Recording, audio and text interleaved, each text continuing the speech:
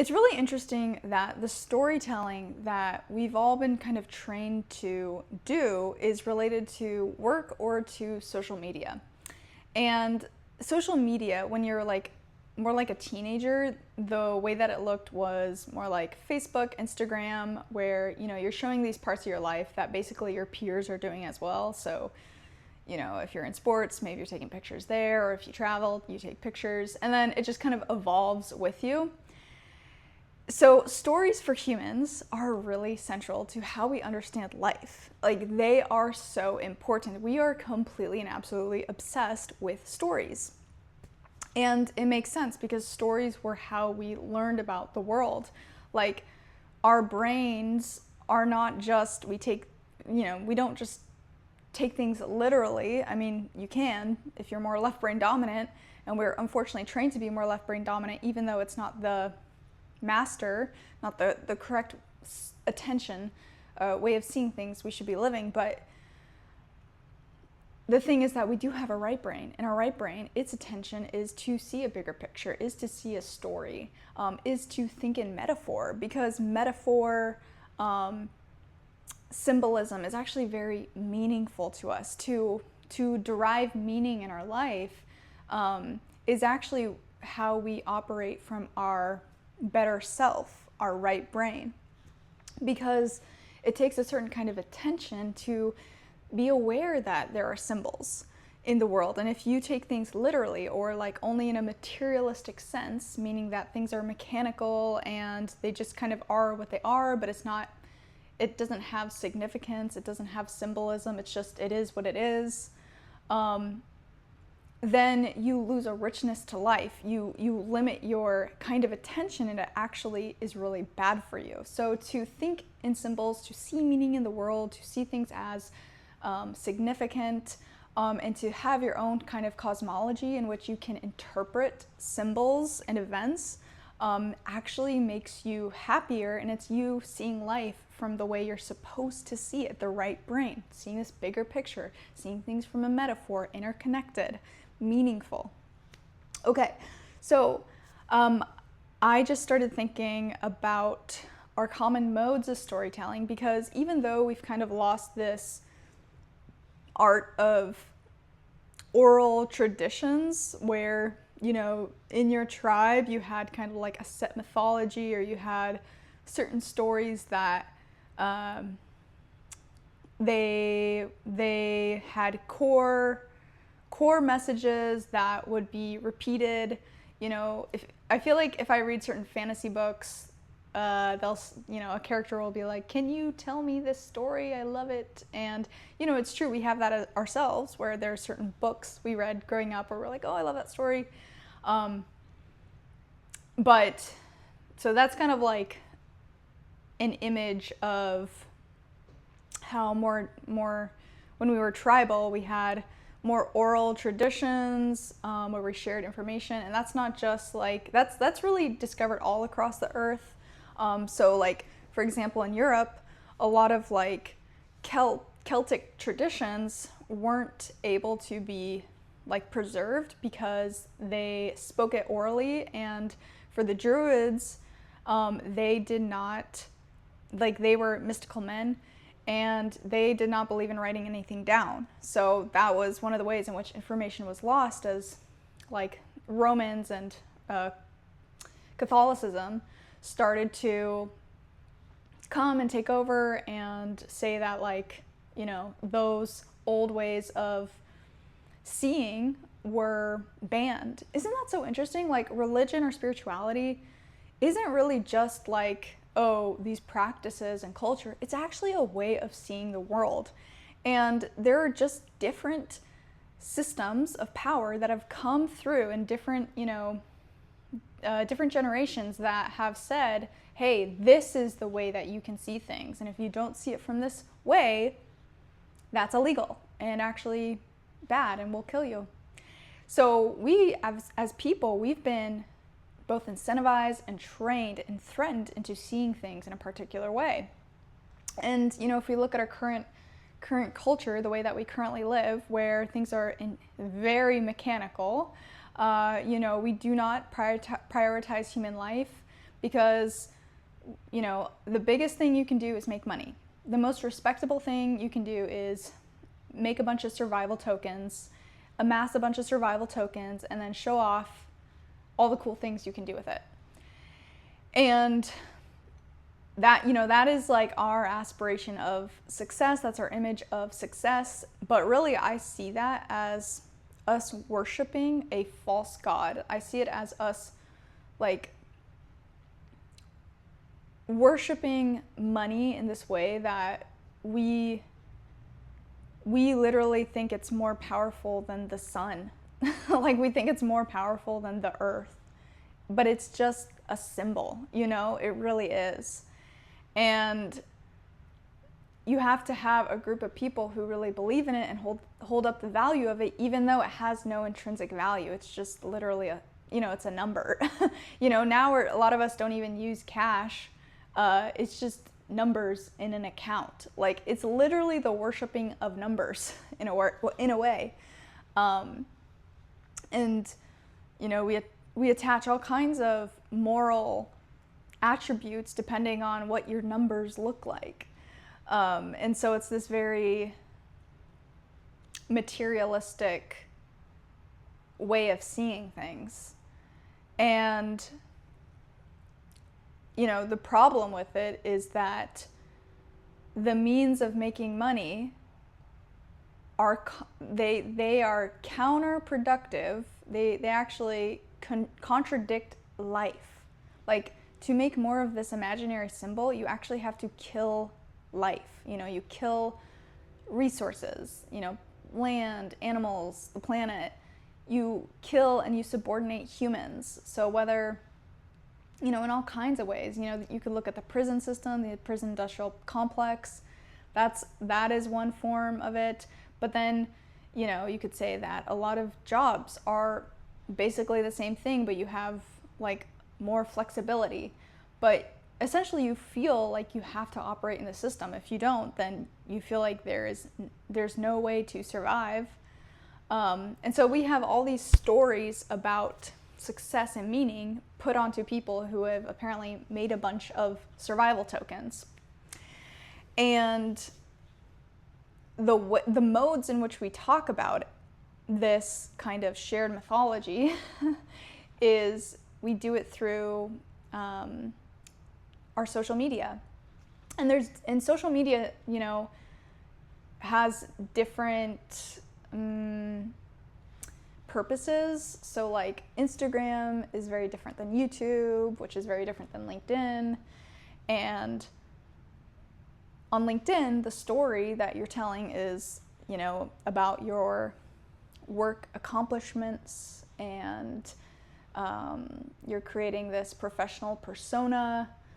And Instagram is more about, it could be either about you personally, like what are you personally doing in your life? So it's, you are the brand in a way, but it's messed up because you see yourself not as an artist, but as like this object.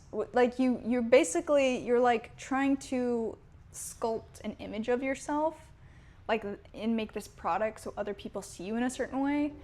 And there are some people who, you know, they have fun with it and they really are just posting pictures, but like, for the most part, people will post things that look good about their life, or, you know, it's a business running it, and so they're like posting things that generate like an audience or leads, and so, you know, it all kind of relates to this whole branding, even if you're not personally trying to quote unquote brand yourself.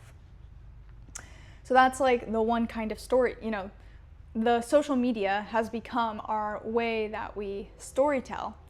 The other way that we storytell is through our text messages, you know, and it might be more like direct messages, but that is a form of communication. You know, we don't have written letters so much, but we do have text and we do have phone calls. And a lot of us think in terms of texting because we do it a lot and we post and, you know, comment on things. So a lot of us, our natural way that we relate to people and connect is through those mediums, and they actually feel meaningful to us.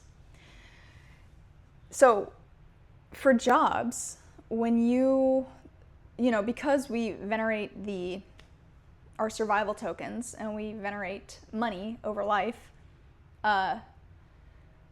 this is capitalism, we believe that our kind of professional self is the most important version of us.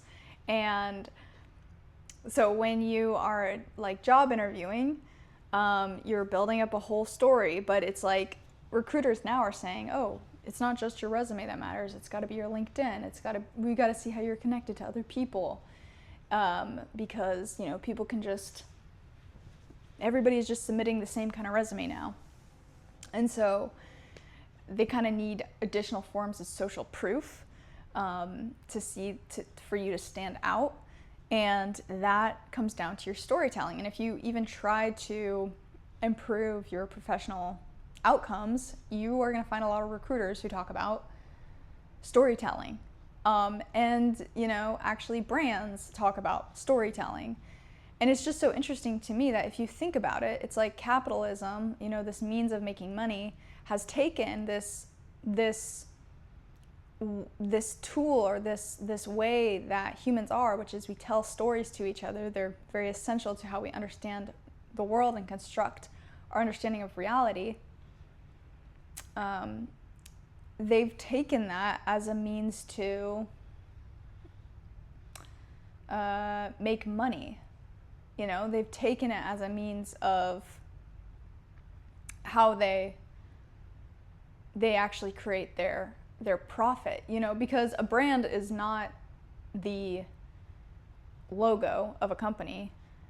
The brand is the community of people who believe in the brand, believe in the values of the brand, believe in the messages, believe in what it means about who they are by being associated with the brand. And so our true tribes now are like associated with these brands. And so, obviously if you're making money, if you're employed somewhere, you identify with your company in this way where it's like, that's my team. They become part of your tribe. And I'm not trying to say like, they're your family, like, no. But because you get resources from them, because you spend time with them, because you like do things with them, they are your means of survival, and so they do become your tribe and they become a part of your identity. And yet these are just really false ways to connect with other humans. Like, our purpose is not to create profit. Like, if you look at how long humans have been alive, which is 300,000 years, and then you look at how long civilization and agriculture has been around, which has been 6,000 years. When you do 6,000 over 300,000, you get like 2%. You get 2%, which means that 98% of our human existence has been as hunter-gatherers. So not in civilization, not in corporate, not with money, no, with a real tribe, connected to the land, connected to people. That's actually the majority of our human existence. It's only very recently, literally 2% of human existence, that it's been like this. And if you look at if you were to do like from the advent of the Industrial Revolution to like all of human civilization, that percent is like, it is way less than even 1%. It's not even, it's not even close to 1%. Like, it is so small. So this period of human life, the stories that we've been told is that this is the most real thing possible. This is the most logical way to see things. This is, the kind of mythology we have, the praise we give to money, the way we worship it. Even if you don't consider yourself consumeristic, or even if you don't like the things that come with it, or you see the problems of wealth inequality, the fact is we all participate in this. And so because of that, it is meaningful to us.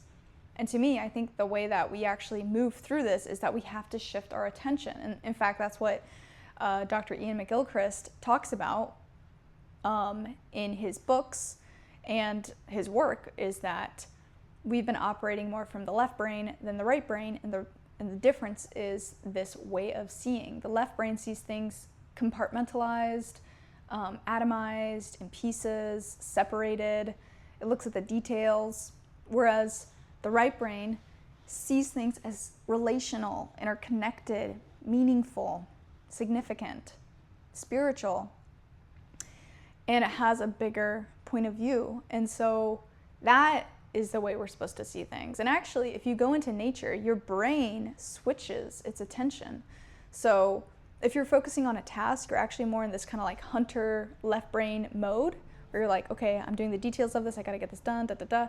But when you go into nature, it activates, it switches you to this bigger perspective. So it switches you more to like being aware of your surroundings, which actually is rejuvenating for us. It's relaxing.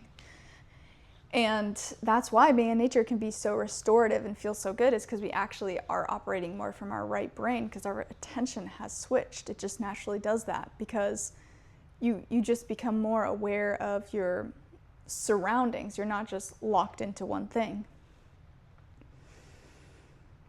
So the whole idea here is, you know, the stories that we tell, you know, they say a lot about what our attention is on. And I am finding it really fascinating how stories continue to be incredibly meaningful for us. They continue to be incredibly important and meaningful for us because at their core, stories are the kind of key to unlocking meaning and also evolution for us, like how we can progress. So the tarot is actually a reflection of kind of the core, the hero's journey that we all go on at, you know, we're constantly going on, and we constantly are obsessed with the story of evolution, overcoming the problem, integrating. So with stories, again, they tell us what to focus on, you know, and so this is why social media is bad, because some of these stories, they make us focus on really trivial, stupid things, you know, that do not activate your higher self, your right brain, the masterful way of living. They actually put you more into this left brain, might be more critical, comparing, anything like that, materialistic. And our power is switching to this more broad perspective, and it's also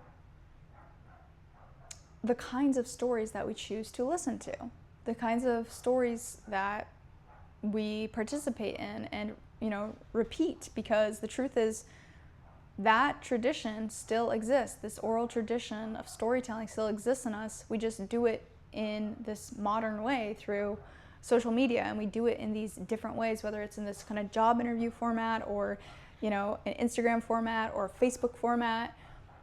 You know, they're almost different, like, speech styles.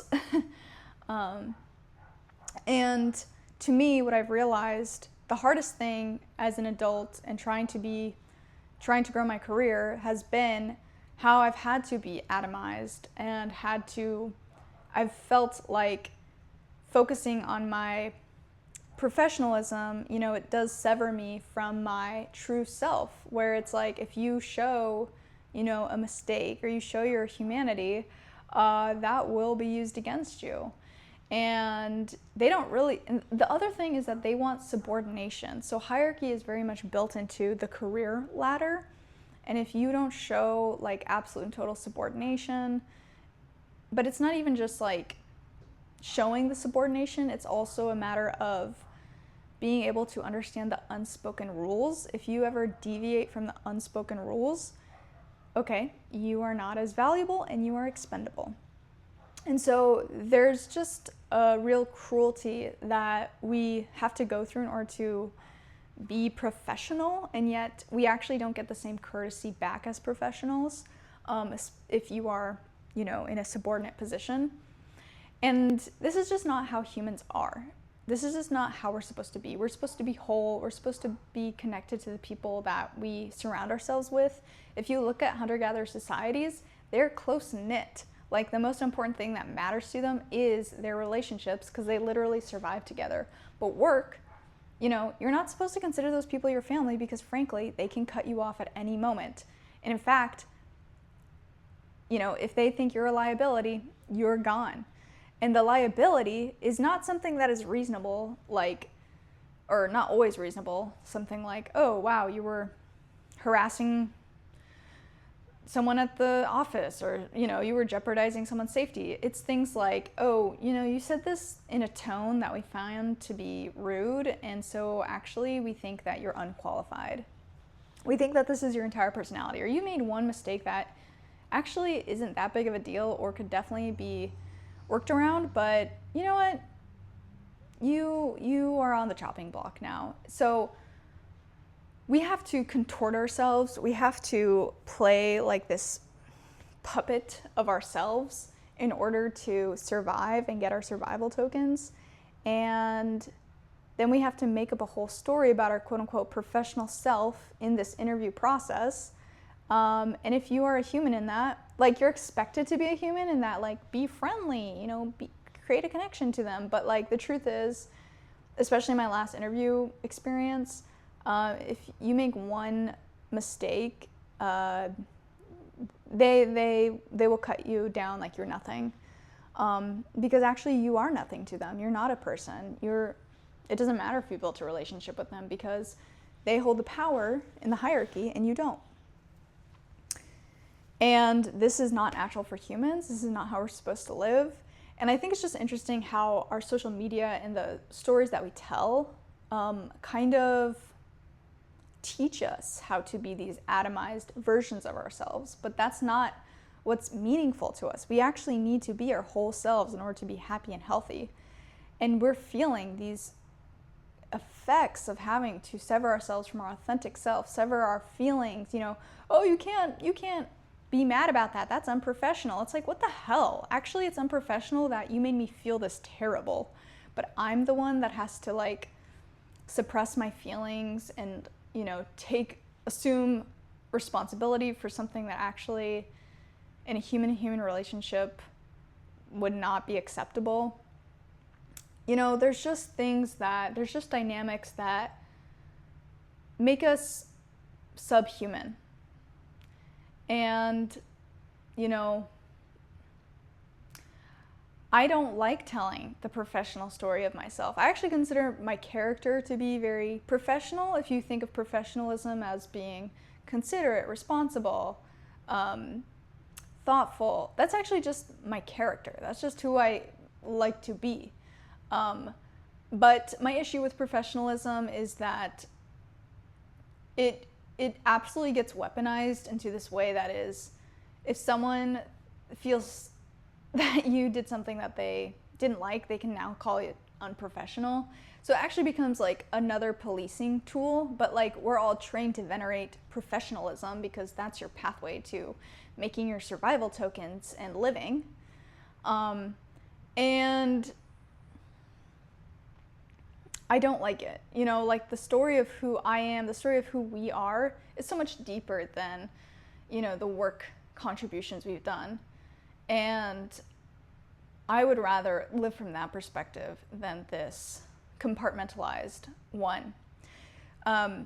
So yeah, I'm wondering what your thoughts are on this. Did any of this resonate for you? What are the ways in which you feel atomized, or notice how our storytelling is told through these mediums, and how people both tell different stories on these mediums, different social media platforms, and also the kinds of stories they tell and what they focus on. What do people focus on these platforms? because it says a lot about if we're living from the left brain or the right brain, and if we're truly being our deepest, truest selves, which is operating from the right brain and seeing things as symbolic, meaningful, and interconnected. I will see you on the next one. Bye.